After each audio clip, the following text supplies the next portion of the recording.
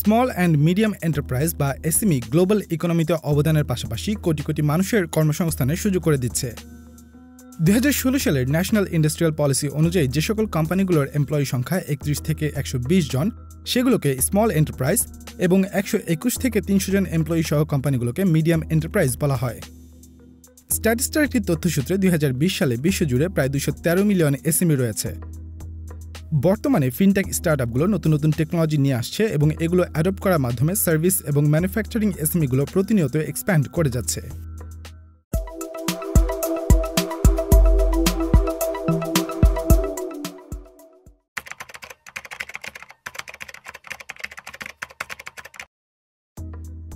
যে কোনো দেশের ইকোনমির ব্যাকবোন হিসেবে এসএমইগুলোই সবচেয়ে বেশি পরিচিত। একটি ডেভেলপিং কান্ট্রি হিসেবে বাংলাদেশের ইকোনমিতেও ক্ষুদ্র এবং মাঝারি ব্যবসাগুলো বেশ গুরুত্বপূর্ণ ভূমিকা পালন করছে।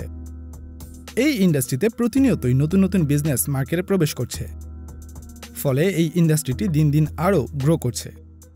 দ্য ডেইলি স্টার একটি তথ্যসূত্রে 2013 সালের একটি জরিপ থেকে জানা যায় সে সময় বাংলাদেশে মোট 79 লক্ষ এসএমই ছিল। বর্তমানে এই এসএমইগুলোর সংখ্যা আরও বৃদ্ধি পেয়েছে। এই সেক্টরটি বিভিন্ন ধরনের প্রোডাক্ট এবং সার্ভিস অফার করার পাশাপাশি বড় ইন্ডাস্ট্রিগুলোর ব্যাকওয়ার্ড লিঙ্কেজ হিসেবেও কাজ করে। উদাহরণস্বরূপ বর্তমানে এসএমইগুলো দেশের আরএমজি ইন্ডাস্ট্রিতে বাটন এবং জিপার সহ আরও বিভিন্ন ধরনের কাঁচামাল সরবরাহ করছে। এছাড়া এই গ্রোয়িং সেক্টরটি দেশের মোট কর্মক্ষম জনসংখ্যার 30% কর্মসংস্থান করছে। টিবিএস নিউজের একটি তথ্যসূত্রে এডিবির 2015 সালের একটি সমীক্ষা অনুযায়ী বাংলাদেশের জিডিপিতে এসএমইগুলো 25% কন্ট্রিবিউট করছে বলে ধারণা করা হয়, যা আরও বেশি হওয়ার সম্ভাবনা রয়েছে।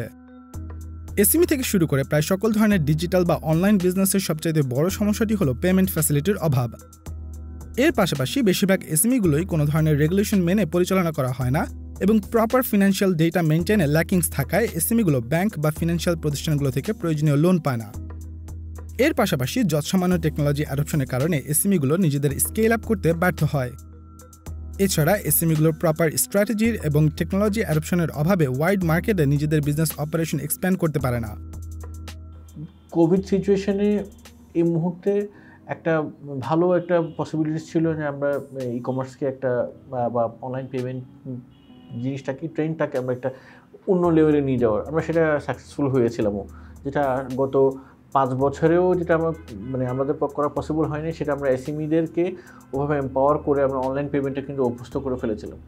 কিন্তু যে রিসেন্ট যেসব ইনসিডেন্টগুলো হয়েছে রিগার্ডিং স্ক্যাম এবং হচ্ছে যে পেমেন্ট নিয়ে যে প্রবলেমগুলো হয়েছে, এটার কারণে বেসিক্যালি এসএমইরা কিছুটা হলেও এফেক্টেড, এবং এই এফেক্টেড হওয়ার দরুন যে প্রবলেমটা হয়েছে যে তারা আর অনলাইন পেমেন্টের বিষয়ে তারা কনফিডেন্ট না। তারা এখন হচ্ছে যে অনেকটা আবার সেই পুরনো যুগের, আমরা আবার আদিম যুগে ব্যাক করছি।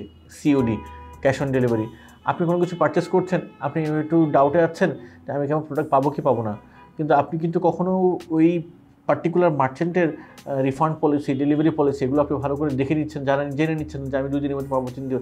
কারণ ফেসবুকে ভিত্তিক যেহেতু এখন সেলার বেশি, সো সবাই এখন সেলার হতে যায়। কিন্তু আসলে কে ট্রাস্ট গেইন করার যে বিষয়গুলো, সেগুলোর জন্য বেসিক্যালি এখনও ওই জায়গাটাতে অনেক কাজ করার সুযোগ আছে।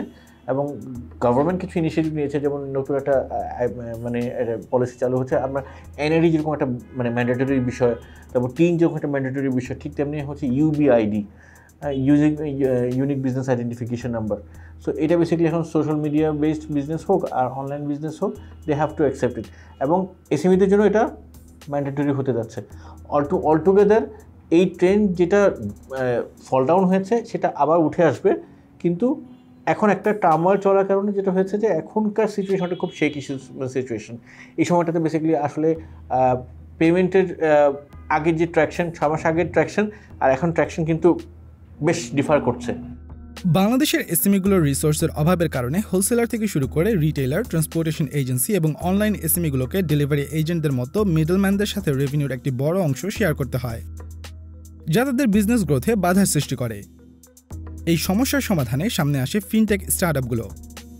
ফিনান্সিয়াল অ্যাক্টিভিটিসকে সাধারণ মানুষের হাতের মুঠোতে নিয়ে আসার ফলে কনজিউমার ও বিজনেস ইন্ডাস্ট্রির মধ্যে ট্রানজ্যাকশনের একটি জনপ্রিয় মিডিয়ামে পরিণত হয়েছে এই স্টার্টআপগুলো। টিবিএস নিউজের একটি তথ্যসূত্রে গত 1 দশকে ডিজিটাইজেশনের ফলে বাংলাদেশের এসএমই সেক্টর ওভারঅল 6% হারে গ্রো করছে। ফিনটেক স্টার্টআপগুলো মূলত এসএমই সেক্টরের অপারেটিং ব্যারিয়ার কমিয়ে আনছে। এর পাশাপাশি এটি লক্ষ লক্ষ ব্যাংকিং সুবিধার বাইরে থাকা মানুষকে একটি ফিনান্সিয়াল সার্ভিসের আন্ডারে নিয়ে এসেছে। 2011 সালের আগে বাংলাদেশের ই-কমার্স বা অনলাইন বিজনেসের গ্রোথ ছিল খুবই সীমিত। তবে 2011 সালে bKash দেশের প্রথম ফিনটেক কোম্পানি হিসেবে যাত্রা শুরু করে। bKash একই সাথে বাংলাদেশের প্রথম এবং একমাত্র unicorn fintech startup. Cash in cash out আর সেন্ড মানি সুবিধা নিয়ে যাত্রা শুরুর পর থেকে এখন পর্যন্ত bKash তাদের সার্ভিস লিস্টে যুক্ত করেছে অসংখ্য ফাইন্যান্সিয়াল সার্ভিস। এছাড়া পরবর্তীতে নগদ, SureCash, PayWall, aamarPay মতো কোম্পানিগুলো মার্কেটে আসা শুরু করে এবং সার্ভিস প্রোভাইড করতে থাকে। বাংলাদেশে ফিনটেকের মাধ্যমে প্রতি মাসে $4 বিলিয়ন বা 34,000 কোটি টাকার বেশি ট্রানজ্যাকশন হয়।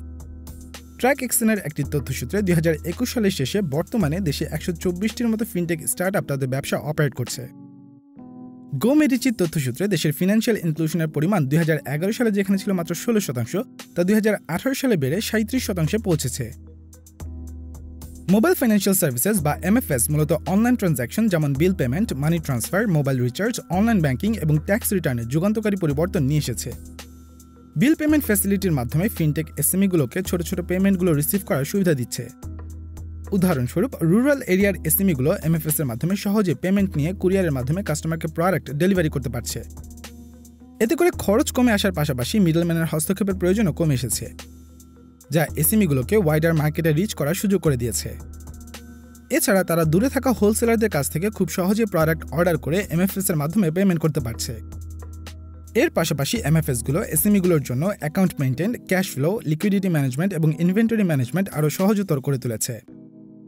যদিও এমএফএস সাধারণ মানুষের ফিনান্সিয়াল ট্রানজ্যাকশনে সহায়তা করেছে, তবে পেমেন্ট গেটওয়ে রিলেটেড যে ফ্যাসিলিটিগুলো রয়েছে তা এখনও এমএফএসগুলোতে পর্যাপ্ত কনভিনিয়েন্ট না।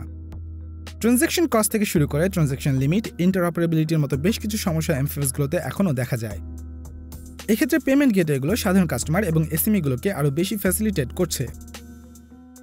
পেমেন্ট গেটওয়ে মূলত মার্চেন্টদের যে কোনো অনলাইন ট্রানজ্যাকশন প্রসেসিং এবং পেমেন্ট রিসিভ করতে সহায়তা করে। বাংলাদেশের প্রমিনেন্ট পেমেন্ট গেটওয়ে সার্ভিস প্রোভাইডারগুলোর মধ্যে SSL commerz, PaySpace, two checkout, easy payway, aamarPay অন্যতম। এই সার্ভিসগুলো ব্যবহার করে এসএমইগুলো সহজেই তাদের B2B এবং B2C ক্লায়েন্টদের কাছ থেকে পেমেন্ট অ্যাকসেপ্ট করতে পারে। উদাহরণস্বরূপ, aamarPay তাদের মার্চেন্টদের জন্য বিভিন্ন প্যাকেজ অফার করার মাধ্যমে একটি ওয়ান স্টপ পেমেন্ট সলিউশন হিসেবে কাজ করছে। আমরা সুপার অ্যাপ লঞ্চ করেছি, এটা বেটা ভার্সন অবস্থায় আছে, যেটা বেসিক্যালি উদ্দেশ্যটা হচ্ছে বিল পেমেন্টটাকে মানে রেভলিউশনাইজ করা। এখন বিল পেমেন্ট অলরেডি কিন্তু bKash নগদ দিয়েও বিল পে করা যায়, হ্যাঁ, সেটা একটা মাধ্যম মাত্র, আর কিছুই না। এখন আমরা যেটা চেয়েছি যে আমরা সুপার অ্যাপটাতে আমরা ভিসা কার্ড দিয়ে পেমেন্ট করা যাবে, মাস্টার কার্ড দিয়ে পে করা যাবে, bKash দিয়ে পে করা যাবে, রকেট দিয়ে পে করা যাবে, নগদ দিয়ে পে করা যাবে, উপায় দিয়ে পে করা যাবে। কেন? আপনি ডেস্কোর ইলেকট্রিসিটি বিল দিতে যাচ্ছেন, আপনি ওয়াটার বিল দিতে যাচ্ছেন, আপনি তিতাস গ্যাসের বিল দিতে যাচ্ছেন, so you will be able to make payment from that app. Plus আমরা ওয়ালেট না, কিন্তু ওয়ালেটের মতো এক্সপিরিয়েন্স আমরা হচ্ছে যে ওই অ্যাপে নিয়ে এসেছি। যে এখন আপনি একটা বিজনেস, আপনি একটা এসএমই, এখানে আবার ঘুরে ফিরে আবার ওই এসএমই পয়েন্টটা আসছে। এসএমইকে আমি এম্পাওয়ার করছি। এসএমইর যে কাস্টমার বেস, তারা bKash-এ পেমেন্ট করে অভ্যস্ত, তারা যেভাবে পেমেন্ট করতে হয় ঠিক সেম পেমেন্ট এক্সপিরিয়েন্সটা আমরাও এখানেও রেখেছি। সো আমার এখন কোনো স্পেসিফিক মার্চেন্টকে যদি পে করতে হবে, পে মার্চেন্টে গিয়ে আমি হচ্ছে মার্চেন্টকে পে করে দিতে পারবো। সো আমার পেমেন্ট কিন্তু হয়ে যাবে। সো আমি মার্চেন্টকে বা এসএমই বিজনেসকে ডিফারেন্ট পেমেন্ট চ্যানেলগুলো ওপেন করে দিয়েছি, যেমন লাইক পেমেন্ট লিঙ্ক দিয়ে সোশ্যাল মিডিয়া থেকে পেমেন্ট নেওয়া, হ্যাঁ, তারপর হচ্ছে যে এসএমএসের মাধ্যমে পেমেন্ট লিঙ্ক যাওয়া, ইমেলের মাধ্যমে পেমেন্ট লিঙ্ক দেওয়া। সো আমার ওয়েবসাইট থাকতেই হবে, এটা ম্যান্ডেটরি না। স্কুল, কলেজ, ইউনিভার্সিটি এবং গ্রোয়িং বিজনেসের জন্য আরও 3 ধরনের প্যাকেজ রয়েছে aamarPay। এছাড়া এসএমইগুলোর জন্য প্ল্যাটফর্মটি আমার উদ্যোগ, আমার প্রত্যয় এবং আমার সাফল্য নামে 3টি প্যাকেজ অফার করে। এর পাশাপাশি যে সকল সোশ্যাল কমার্সগুলোর নিজস্ব ওয়েবসাইট নেই, সেগুলো aamarPay মার্চেন্ট অ্যাপ ব্যবহার করে সহজেই কাস্টমারদের জন্য ইনভয়েস, এসএমএস ও ইমেইলের মাধ্যমে কিংবা কিউআর কোড জেনারেট করে মেসেঞ্জার, হোয়াটসঅ্যাপের মতো সোশ্যাল মিডিয়া ও মেসেজিং প্ল্যাটফর্মের মাধ্যমে কাস্টমারদের পাঠাতে পারে। এই ফ্যাসিলিটির মাধ্যমে এসএমইগুলো ন্যাশনাল এবং ইন্টারন্যাশনাল পেমেন্ট রিসিভ করতে পারছে। এসব সার্ভিসের পাশাপাশি aamarPay সুপার অ্যাপের মাধ্যমে কাস্টমারদের অনলাইন পেমেন্টের সুবিধা দেয়। এছাড়া ইউজারদের কনভিনিয়েন্সের জন্য বাংলা কিউআর লঞ্চ করার প্ল্যান করছে aamarPay। আর ইন ফিউচার আমাদের প্ল্যান হচ্ছে যে we want to expand out of the country, South Asia রিজিয়নে আমাদের এক্সপ্যানশনের একটা ইচ্ছা আছে। আমরা অলরেডি ওটা নিয়ে কাজ করছি। Hopefully by this year mid by end আমরা হচ্ছে যে সাউথ এশিয়ার যে কোনো একটা স্পেসিফিক দেশে আমরা হচ্ছে আমাদের অপারেশন চালু করব।